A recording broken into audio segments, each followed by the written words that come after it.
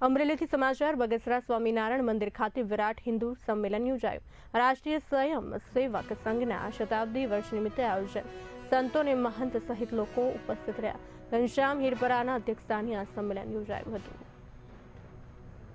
રાષ્ટ્રીય સ્વયંસેવક સંઘના શતાબ્દી વર્ષ નિમિત્તે જે પંચ પરિવર્તનનો વિષય લઈ અને અલગ અલગ બગસરા નગરની 4 વસ્તીની અંદર આ ચોથી વસ્તીની અંદર હિન્દુ સંમેલન વિરાટ હિન્દુ સંમેલન ગોઠવવામાં આવ્યું છે।